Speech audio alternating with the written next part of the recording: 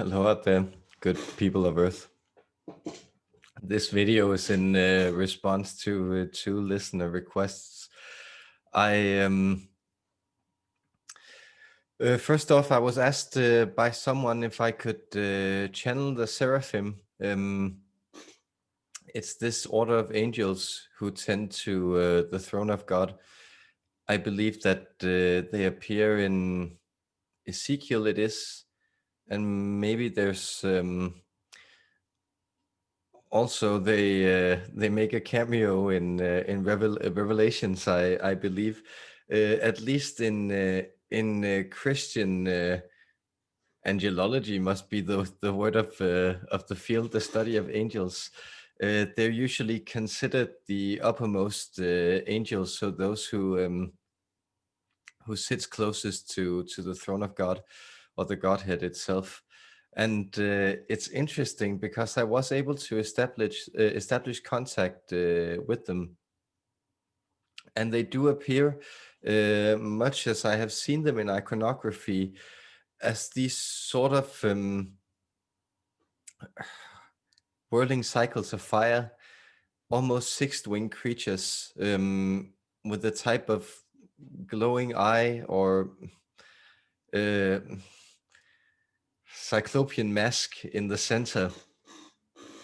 And they have a very powerful emanation, but they won't allow me to channel them with divine assertiveness. They gave me a clear no, and it's of course because these entities,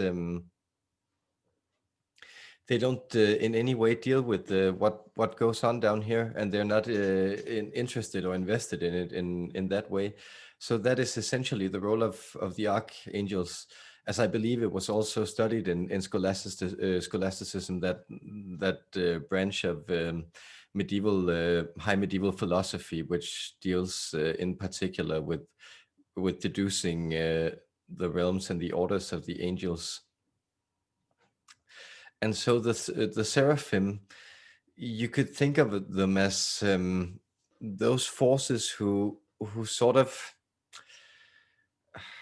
yeah, how do you express it? They tend to the mechanics of source energy. They are somehow the first emanation of movement that makes sure the unmovable mover, which is the essential source or God of, or however you want to term it, that it is stays and remains satisfied and complete in its own core. But I've been taken to this place once, and it's a very, very beautiful place. You could think of it as, or I think of it as the pillar of fire, at least. And yeah, it's a universe. It's a universe almost made up of brightness within brightness, or a dimension made up of almost brightness within brightness. And this ever extending pillar of fire somehow reaches up beyond comprehension and down to the same levels of inaccessibility, and surrounding it are these almost type of liquid sacred walls of singing mantras who are gyrating around infinite perfection and emanating their sacred vibrations in order to keep up the movements of the cosmos. It's a very beautiful place, and you can go there, well, partially if you're willing and you seek it out, but also partially it is an act of grace if you are taken there. And I had that experience in January, I believe, and it is still something that I remind myself to return to, because it's a perfect reminder of there's no shed of doubt within that space. There's a full recollection of who you are and what you are doing in this lifetime, as well as what your relationship to source actually is. So I guess you could think of it as heaven in that sense. And well, sticking to Christian terminology, there are these terms of eros and agape, which they of course borrow from earlier Greek thought. And the idea is that agape is the emanation from the heavens downwards, so that love that essentially also sent the incarnation of God in the shape of Christ into the world. But it's also, of course, the role of the angels and the archangels is to translate that love and wisdom and guidance from source into the temporal worlds where we find ourselves. But you could think of it as that's that grace that simply reaches us, the wisdom of the archangels, and that's essentially their role, is to, like beams of light, carry wisdom from the source and down here. But the heavens are reached through the opposite movement. So that movement called Eros, which is the movement from here through the realization of your divine spirit, and then up into to source energy, or into the grace of wisdom of God. And you could read a work like Dante's Divine Comedy, for instance, to see how this idea is in many ways conceived. And if you want an image of source energy, then try reading some of the final songs of the final cantos of Paradise, the last section, which are quite beautiful, and where he depicts, he sort of tries to depict that meeting with the infinite inexpressible in words. So if you have the patience for taking that tour with Dante down in through the hell and up through purgatory and the paradise, it is recommended. But it's interesting with this idea of an inaccessible deity, because notice the segue into the next thing we'll be doing. I'll be channeling Shiva in response to a question. And in Indian thought, there is also this concept in some schools of thought of Isvara. And it's a concept that has different meanings in different traditions. It also usually translates as Lord or Exalted One, or that kind of thing. But it is thought of in some theosophical traditions of India as a type of deity which is actually inaccessible to the world. So it's a type of perfect divine object or entity, or that sits outside of existence and doesn't really have anything to do with it. And I've been puzzled by this notion a lot of times, because it's an interesting philosophical notion. Then why would you need to invent or have a type of deity that doesn't reveal itself? But it is that notion that I think beyond the temporal world, as a type of balance to it, there sits that immovable reality, which is so sublime in its expression that it doesn't do anything except to lend its sublime light for us to aspire to, through our own movement or release from this world. And so, before I channel Shiva, of course, in the Shiva Purana, that there is also that classic myth where he reveals himself as the sublime deity among the Trimurti, or the Indian trinity of Brahma, Vishnu, and Shiva. And he reveals himself to the battling forces of Brahma and Vishnu, who are trying to destroy each other, as a pillar of fire, also, who I believe Vishnu perhaps he changes himself into a boar, or he rides a boar down into the source and he can't find it. And Brahma tries to rise up on the back of a swan, I believe it is, or in the guise of a swan, and he can't reach the top either, because it is that sublime principle of immovable wisdom, which is actually, well, the innermost nature of everything. Once you sit down and let yourself become unperturbed by the forces of this cosmos.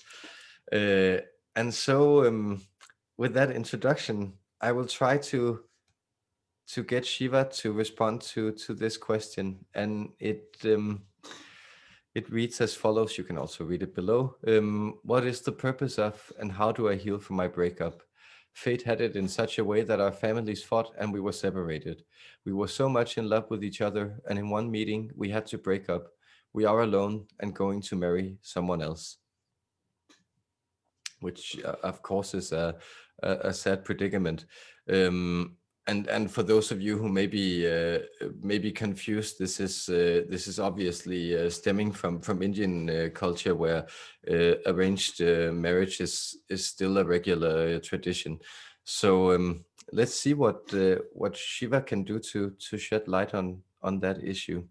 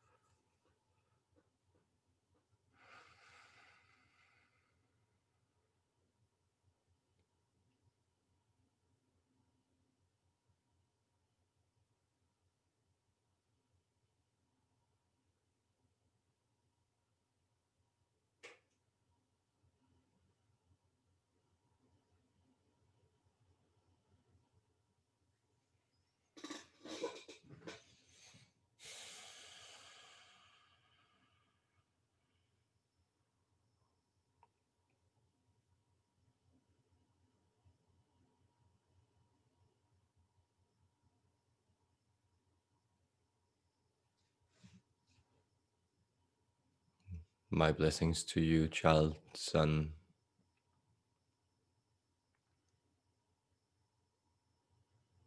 I am that cosmic deity, the dancer of consciousness,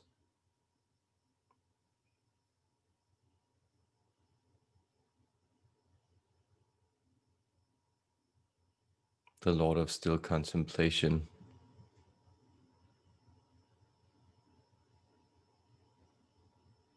And in the whirling of the moving world within me, I explain and set all things free to pass from creation into destruction, and then again into rebirth.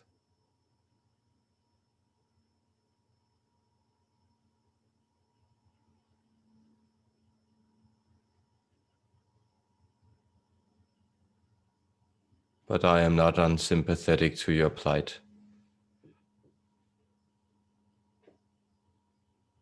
My consort, Parvati, and I, we too rely on a heavenly marriage to balance the forces of the inner and the outer, the seer and the seen, the unmovable and eternal movement. It is not your families that have ripped you apart, my son. It is the force of time itself, that force which creates aspirations, hopes, visions of futures never to come, only to mold them, to change them, to tear them down, and to take them away from you.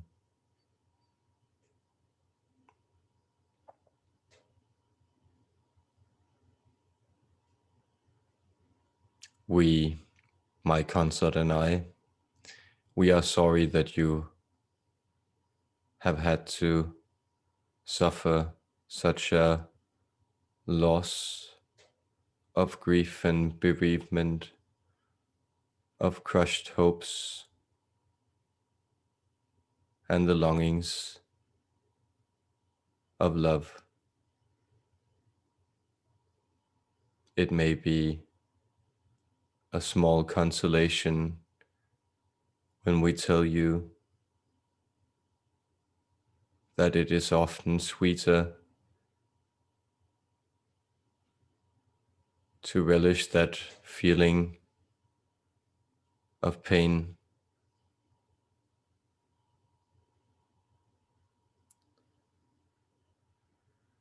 and unfulfilled attachment than it is to get what you actually seek.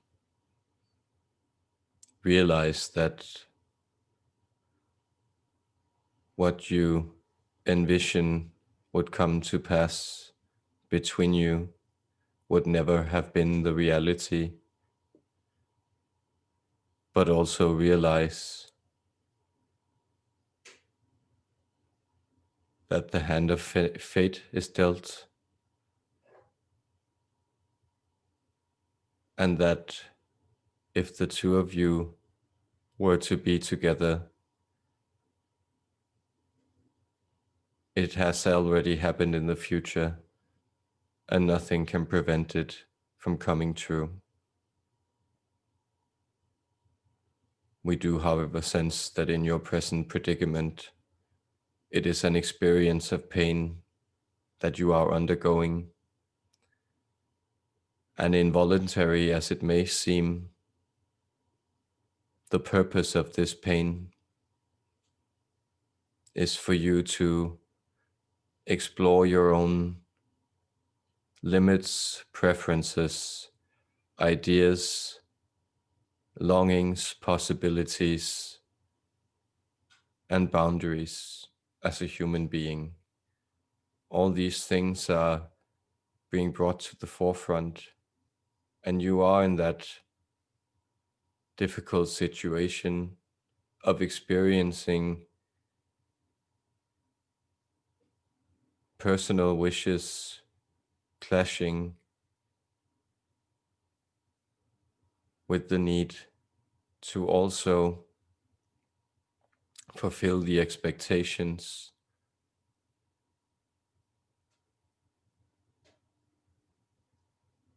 by your loved ones, by your family,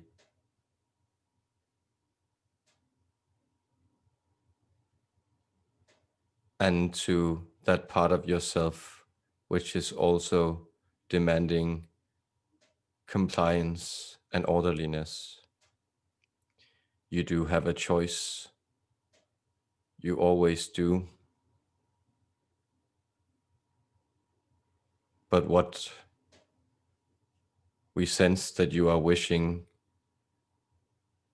is more for this pain to go away than it is necessarily for you to break down the structures of your life.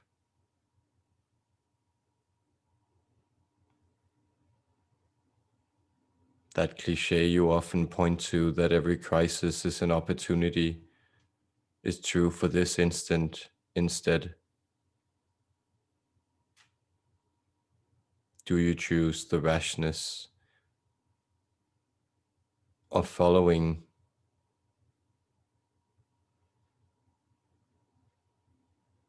those warm young feelings within you that are calling you to that woman that you cannot forget? Do you choose to comply and also seek happiness in that other marriage that awaits you, and that will also give you opportunity to explore, understand, and love? Or do you break into that unknown space where the only rules that apply to you are the ones that you yourself write and create. These are all options, and in those options lies the cure for you. The cure is not any of those three, but it is to remember that you are free and that you are never alone. Even in the question, such as you pose it, you state that you are alone, but we remind you that you feel alone.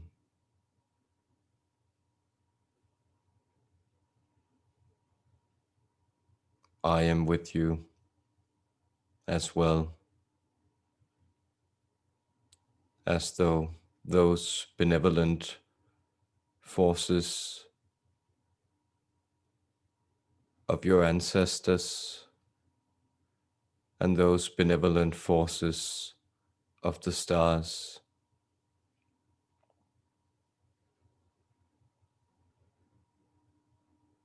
and of all earth encompassing you and calling to you for you to love her. Mother Earth and the Great Mother, they hold nothing but love for you, and they always will.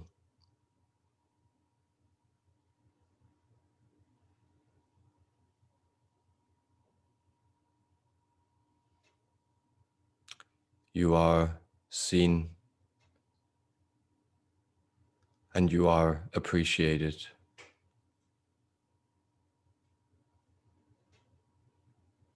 There is much for you in the future yet to discover and achieve. And this is an opportunity for you to realize that life does not end simply because pain, disappointment, and despair take hold of you temporarily.